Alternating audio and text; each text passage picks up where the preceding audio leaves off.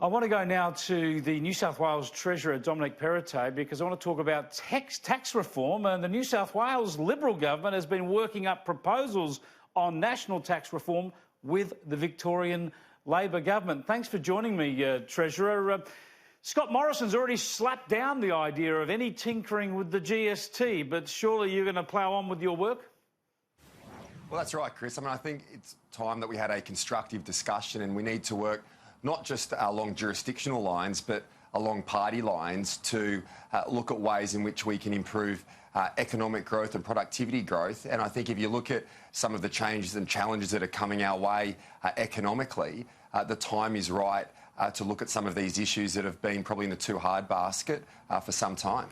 So you are saying that broadening the GST to cover, say, fresh food or education and health services and or increasing it from 10% to, say, 12.5% is very much still on the cards for you? Well, it's interesting how a headline can determine the article. I didn't actually mention the GST in the opinion piece I wrote today.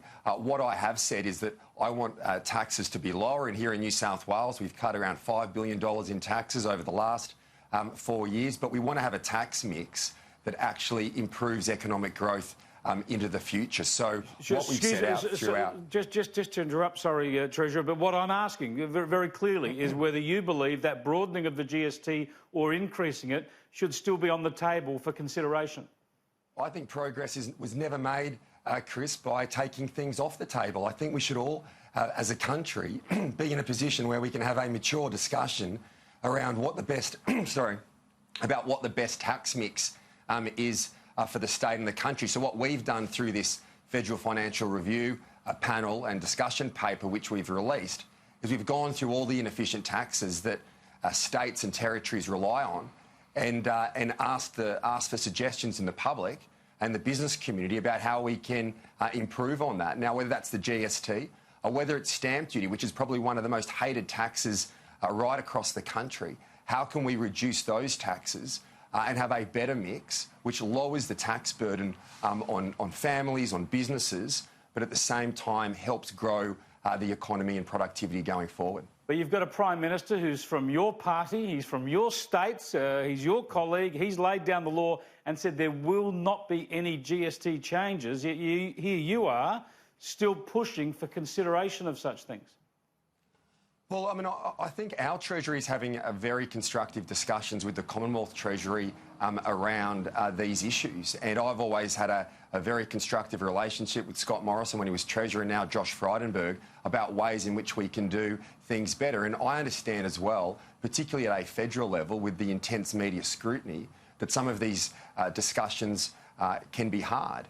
But I think we need to be mature as a nation to at least sit down and look at what are the issues, how are these taxes impeding economic growth. We had a Federal Productivity Commission come out recently and say we need to look at taxes, we need to look at the planning right across the country.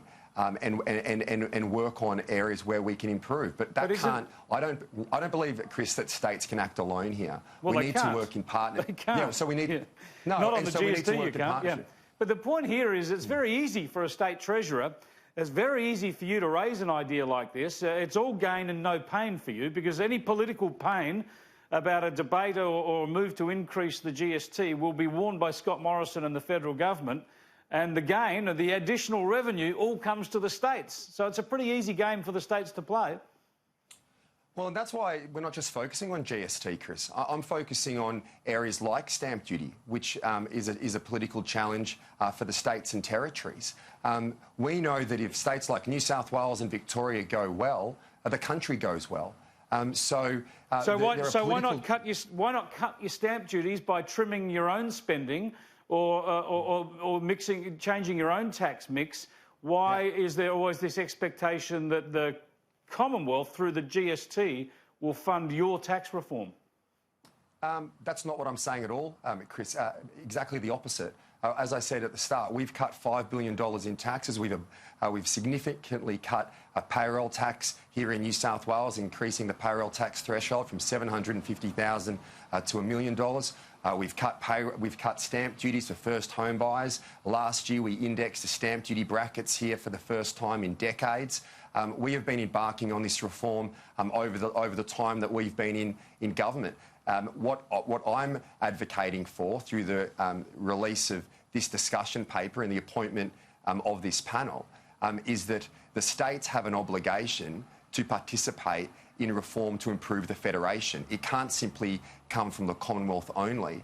I'm not putting a challenge to the Commonwealth. I want to work constructively with them in terms of how do we improve the system. The reality is, when it comes to Commonwealth partnership agreements, we have around 50, 25 of which are worth less than $5 million. I mean, you can imagine the bureaucracy and the public service that sits behind that in the administration of these agreements. So this is not about states versus the Commonwealth. This is about states and territories not just working, but actually having an obligation to work with the Commonwealth government to improve the system. And does that mean that can be at times politically challenging?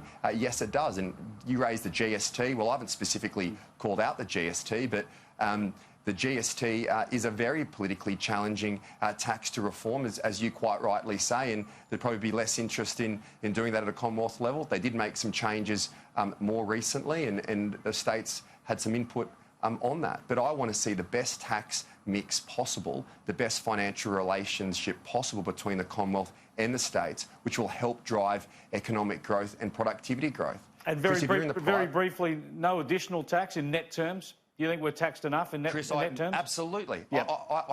As a Liberal, I believe in lower taxes. And that's why here in New South Wales, we have every single budget cut the tax burden on the people of our state. But right. that doesn't mean that comes at the expense of looking at what's the best tax mix. Indeed. I believe it should be lower, and at the same time, I believe it should be as efficient as possible to help grow our economy into the future. Lower, simpler, fairer is the way to go. Thanks so much for joining us, Dominic Perrottet. Fascinating debate. Thanks, Chris.